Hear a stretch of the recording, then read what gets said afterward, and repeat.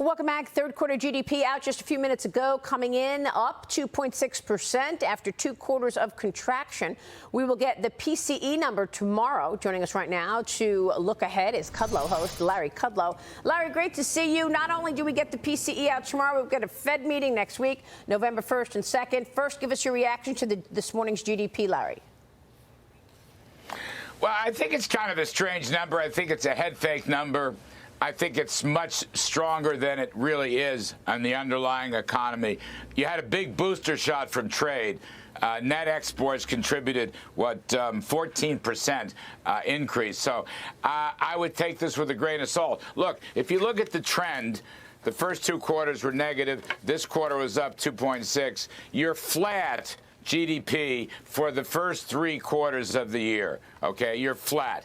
Mr. Biden inherited a 6.5% growth economy 2 years ago. It's gone to flat. You had an inflation number that looked very light to me, 4% something. I think underlying inflation, the Cleveland Fed median CPI, for example, 7%. Wages running about almost 7%. So I think you got a lot of problems here in the economy, and I think the Fed is going to have to keep on tightening.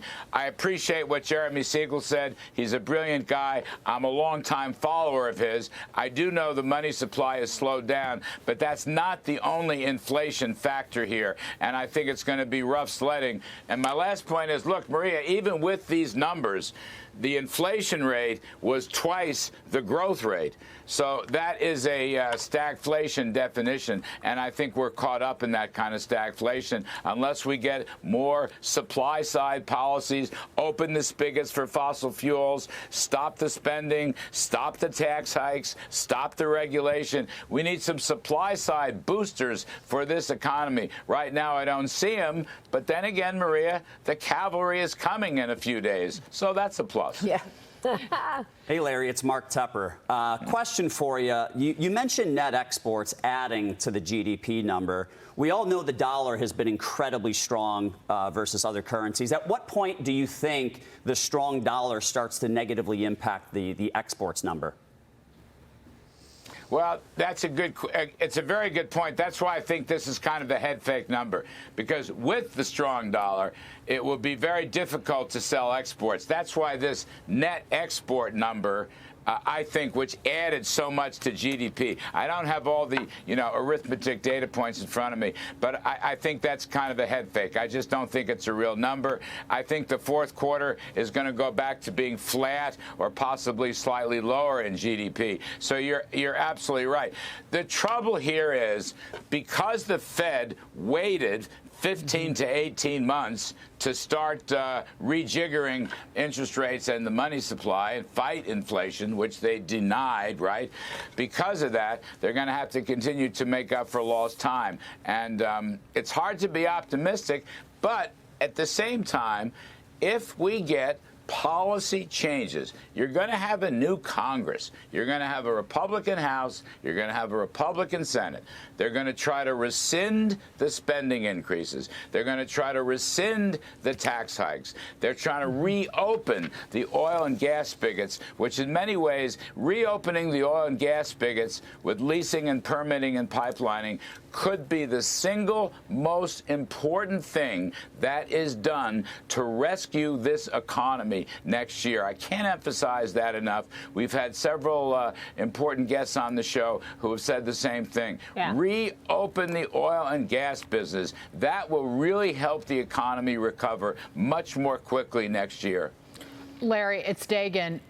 And quite frankly, Joe Biden could just stand up in front of the American people in the world and say, I support our fossil fuel industry in every way, shape, and form. And that would do a lot to starting to turn those spigots again.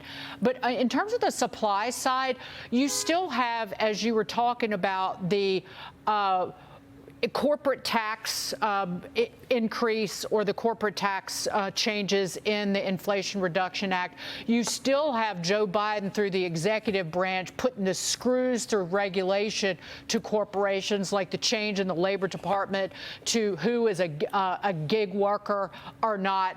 A lot of that. So you squeeze the supply side, and then you continue to juice demand through all of this spending that's still trickling into the economy. That fuels inflation. And how long is it going to take to kind of reverse that? Well, you can get started right away. I mean, it's not going to be easy. You know, your points are well taken. The Congress has the power of the purse. They can make the appropriation bills. They have a Regulatory Review Act. It is possible, Dagan, that they can bring Mr. Biden back into the zone of reality. For the last 2 years, he's been in this crazy, radical, progressive zone of modern monetary theory. It is possible. But some of this could be done through congressional action. The veto pen is going to be a battle. There's no two ways about that. And you're right. There's spending in the pipeline that's going to go through, and it's going to help fuel inflationary pressures. We will have to see. I don't want to, make any firm. We don't know the politics yet.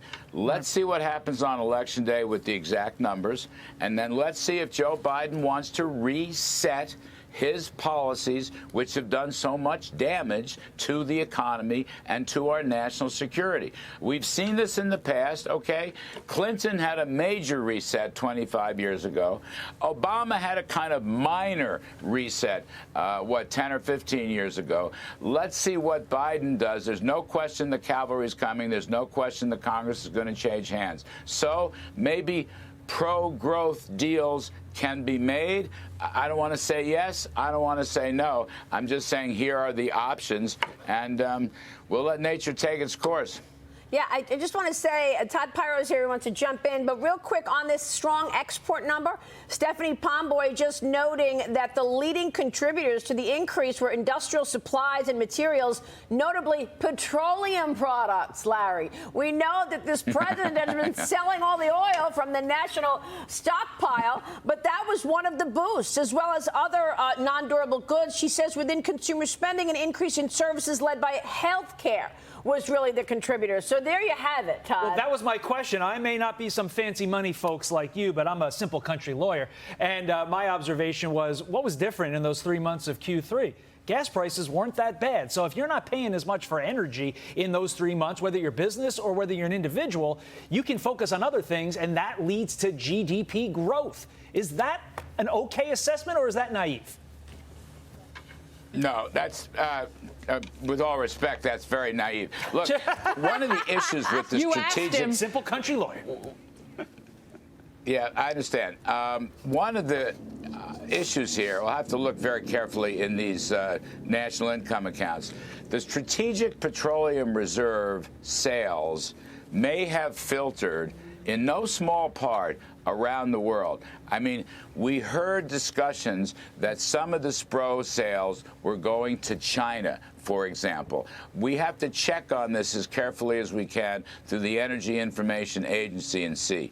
But, Maria, your additional information is very important, and it may be that there was leakage out of SPRO. That shows up as an export, but it's not a real export, right? Because it's not production-based. Right. And that means it's not going to last. I mean, again, I come back to this point.